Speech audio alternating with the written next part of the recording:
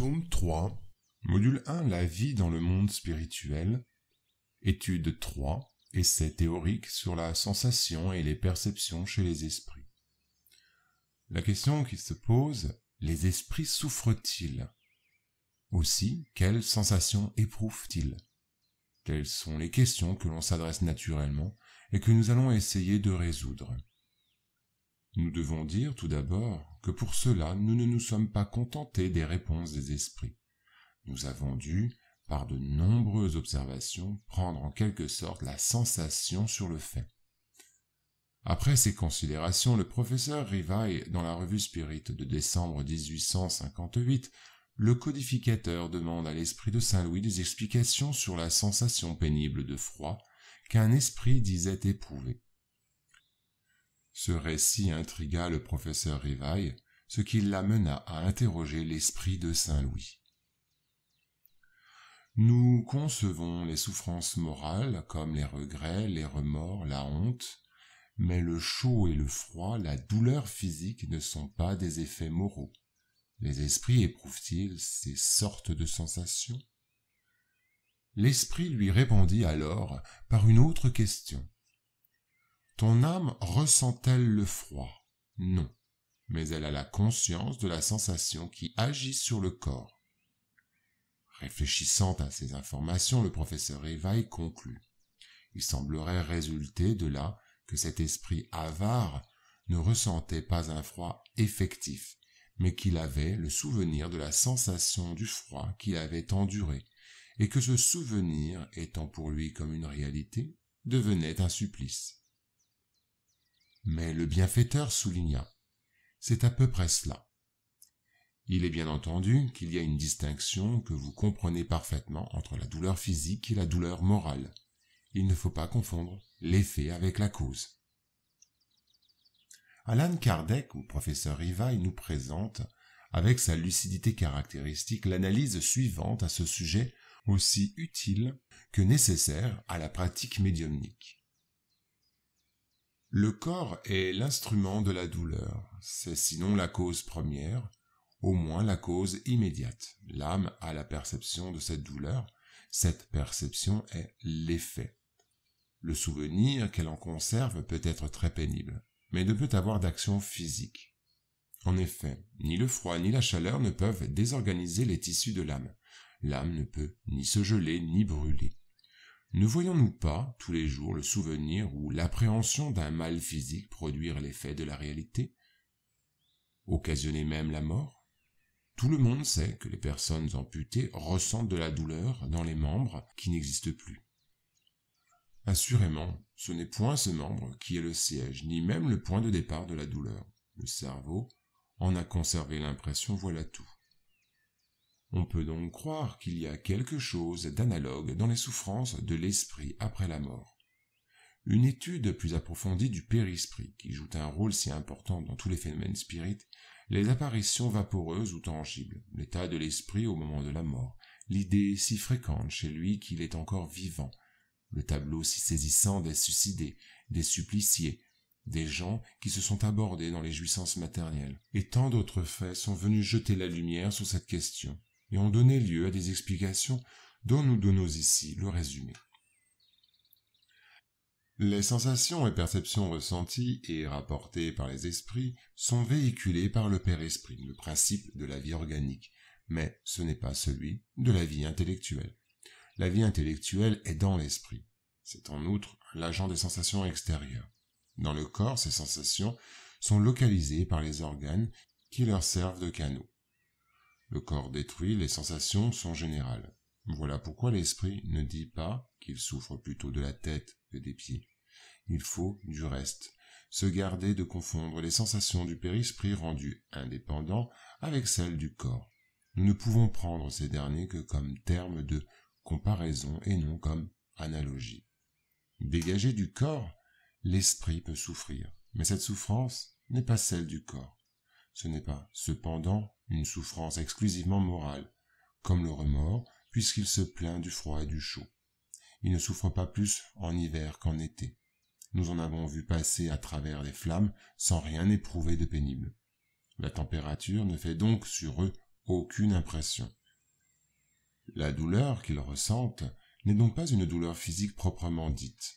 C'est un vague souvenir intime dont l'esprit lui-même ne se rend pas toujours un compte parfait, précisément parce que la douleur n'est pas localisée et qu'elle n'est pas produite par des agents extérieurs. C'est plutôt un souvenir qu'une réalité, mais un souvenir tout autant pénible.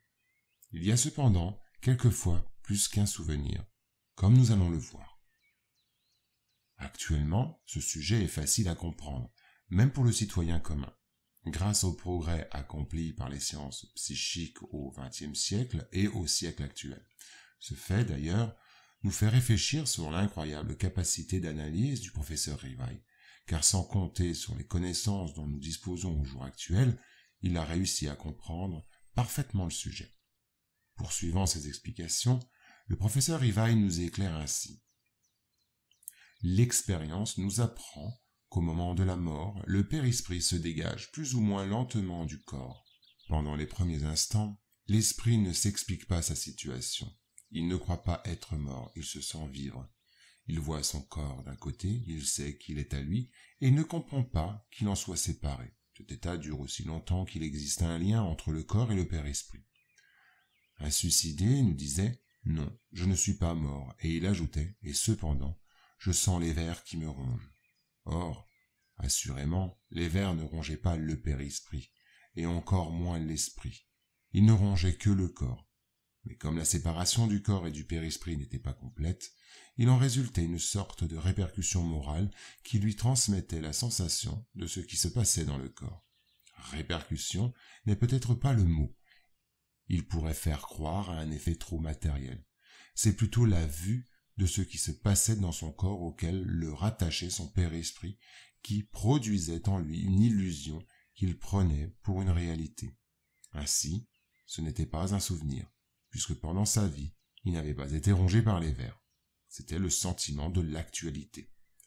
On voit par là les déductions que l'on peut tirer des faits lorsqu'ils sont observés attentivement. Pendant la vie, le corps reçoit les impressions extérieures et les transmet à l'esprit, par l'intermédiaire du périsprit qui constitue, probablement, ce que l'on appelle fluide nerveux.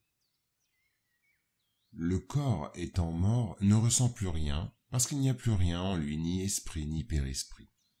Le périsprit dégagé du corps éprouve la sensation, mais comme elle ne lui arrive plus par un canal limité, elle est générale. Or, comme il n'est en réalité qu'un agent de transmission, puisque c'est l'esprit qui a la conscience, il en résulte que s'il pouvait exister un périsprit sans esprit, il ne ressentirait pas plus que le corps lorsqu'il est mort. De même que si l'esprit n'avait point de périsprit, il serait inaccessible à toute sensation pénible. C'est ce qui a lieu pour les esprits complètement épurés.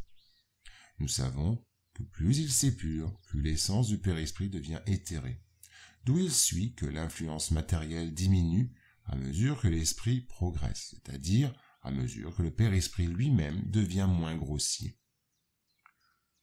En disant que les esprits sont inaccessibles aux impressions de la matière, nous voulons parler des esprits très élevés dont l'enveloppe éthérée n'a pas d'analogue ici-bas. Il n'en est pas de même de ceux dont le périsprit est plus dense. Ces esprits-là perçoivent nos sons et nos odeurs, mais non pas par une partie limitée de leur individu, comme de leur vivant. On pourrait dire que les vibrations moléculaires se font sentir dans tout leur être et arrivent ainsi à leur sensorium commune, qui est l'esprit lui-même, quoique d'une manière différente, et peut-être aussi avec une impression différente, ce qui produit une modification dans la perception. Ils entendent le son de notre voix, et pourtant ils nous comprennent sans le secours de la parole, par la seule transmission de la pensée, et ce qui vient à l'appui de ce que nous disons, c'est que cette pénétration est d'autant plus facile que l'esprit est plus dématérialisé. Quant à la vue, elle est indépendante de notre lumière. La faculté de voir est un attribut essentiel de l'âme. Pour elle, il n'y a pas d'obscurité, mais elle est plus étendue, plus pénétrante, chez ceux qui sont plus épurés. L'âme, ou l'esprit, a donc en elle-même la faculté de toutes les perceptions. Dans la vie corporelle, elles sont oblitérées par la grossièreté de leurs organes. Dans la vie extracorporelle, elles le sont de moins en moins à mesure que s'éclaircit l'enveloppe semi-matérielle. Nous pouvons donc conclure avec le professeur Ribéry: les esprits ont toutes les perceptions qu'ils avaient sur la Terre, mais à un peu plus haut degré, parce que leurs facultés ne sont pas amorties par la matière. Ils ont des sensations qui nous sont inconnues. Ils voient et entendent des choses que nos sens limités ne nous permettent ni de voir ni d'entendre. Pour eux, il n'y a point d'obscurité, sauf ceux dont la punition est d'être temporairement dans les ténèbres.